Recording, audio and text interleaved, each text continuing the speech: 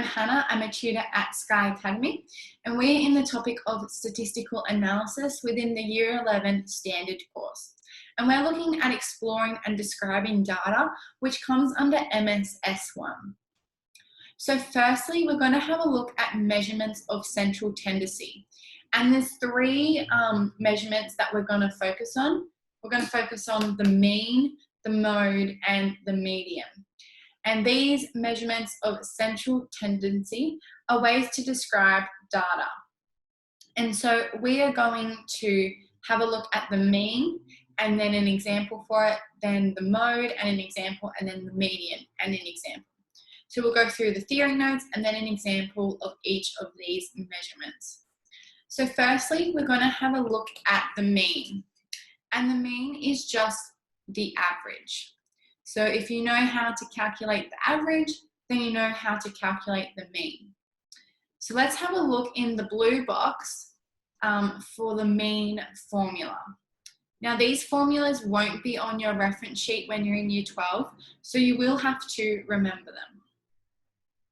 But the mean is just the sum of the scores divided by the number of the scores. So for example, if I have a sum of scores to be 100 and I have a total number of 10 scores. So these 10 scores all add up to the value of 100. And to find the mean, I just divide 100 by 10. And when I do that, I get a value of 10. And so therefore my mean is just 10. The average score compared to all the other scores is 10. So this here in the yellow box is the formula for the mean. It's a very easy formula to remember. You do not have to remember this formula here.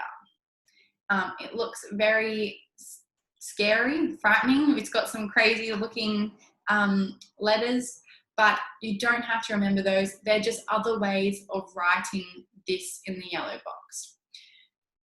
So now we know what the mean is, let's have a look at doing some questions.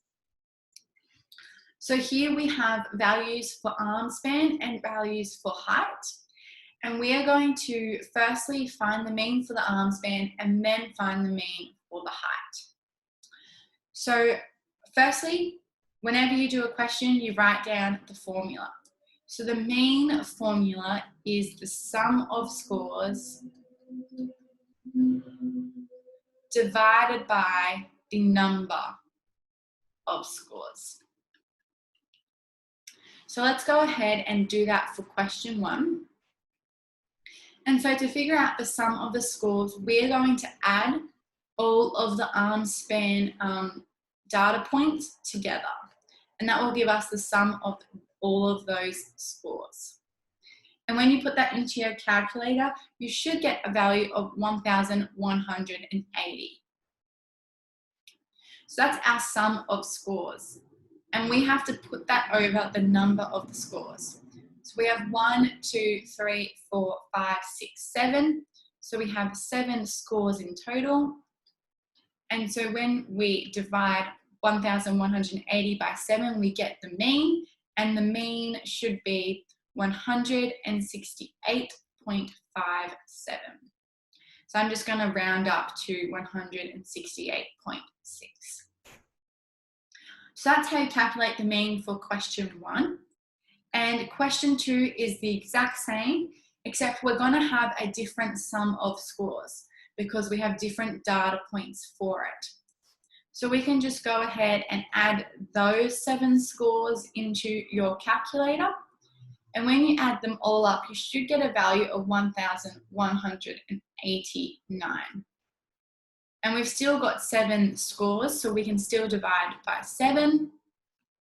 And when you divide 1,189 divided by 7, you should get a value of 169.85, and I'm just going to round up to 9. So that's how you do the mean. You just find the sum of all the scores and divide it by the number of the scores. So let's have a look now at the mode. So the mode is another one of our measures of central tendency, and the mode can also be known as the most common score. And so these two steps in the blue box are just going to tell us how to find the most common score. But all you have to do is look at your data set and see which score occurs the most. For example, if I have 7, 7, 8, 9, 7, I know that just by looking at it, that 7 is the mode because it is the one that occurs the most. There are 3 7s and there's only 1 8 and 1 9. So 7 is the mode.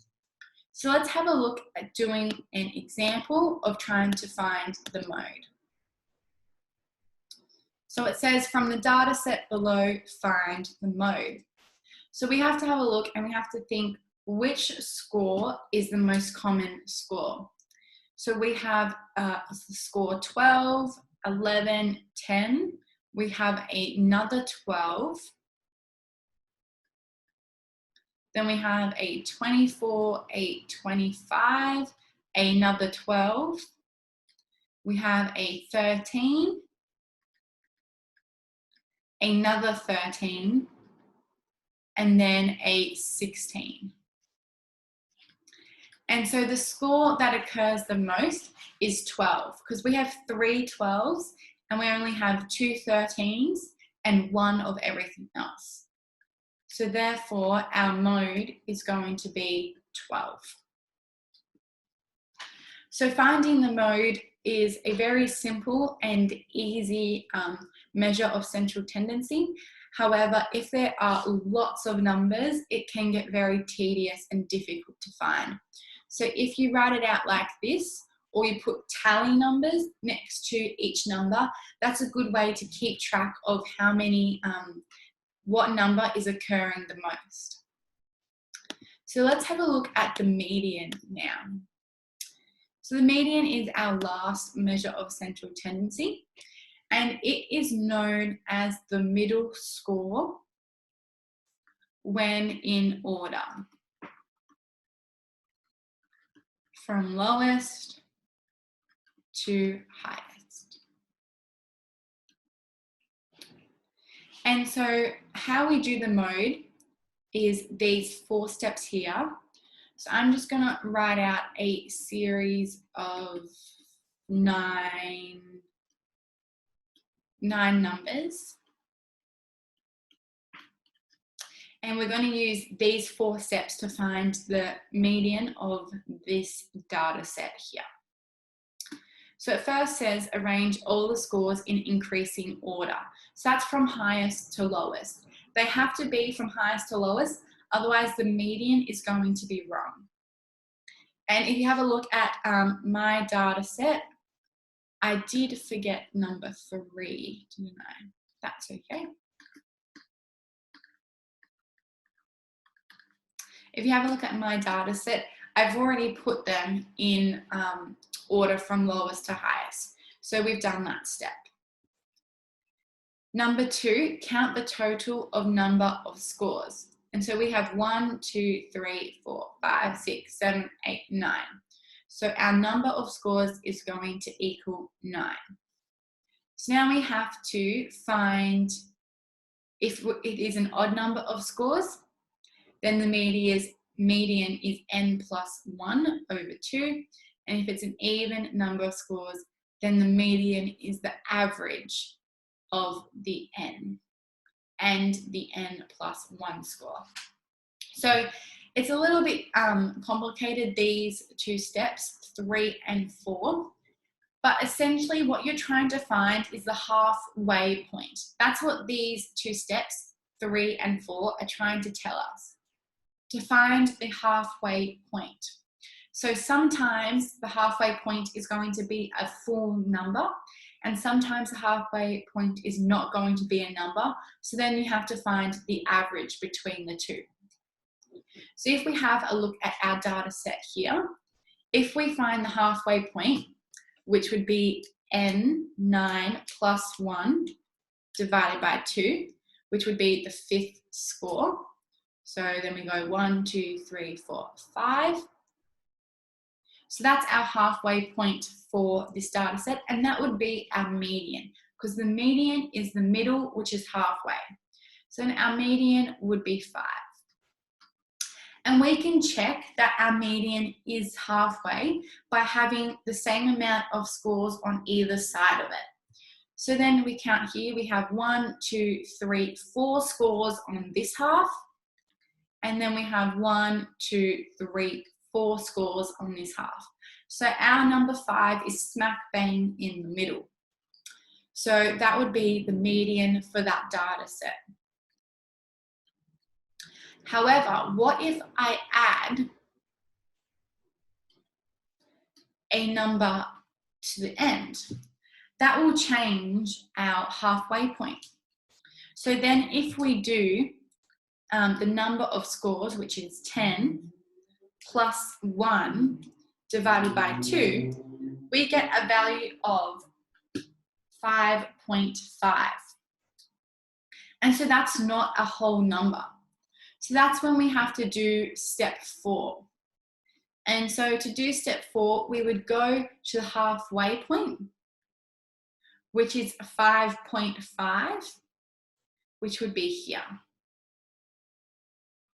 And we can check that that's halfway by counting up how many on either side. So we have 1, 2, 3, 4, 5 on this side, and 1, 2, 3, 4, 5 on this side.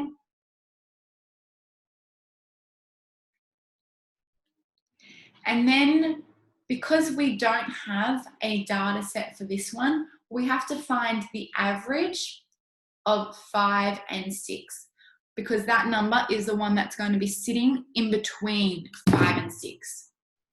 And so the average of 5 and 6 is 5.5. And so our median for this data set is going to be 5.5. So essentially, in summary of finding the median, all you have to do is order them in increasing order from lowest to highest. And then you have to find the halfway point. So they're pretty much your 2 steps highlighted in yellow. Arrange all the scores in order, then find the halfway point. If it's an odd number of scores, your halfway point is going to be a whole number. But if your halfway point is an even number of scores, then you'll have to find the average between the 2 data points that lie on either side of the halfway point.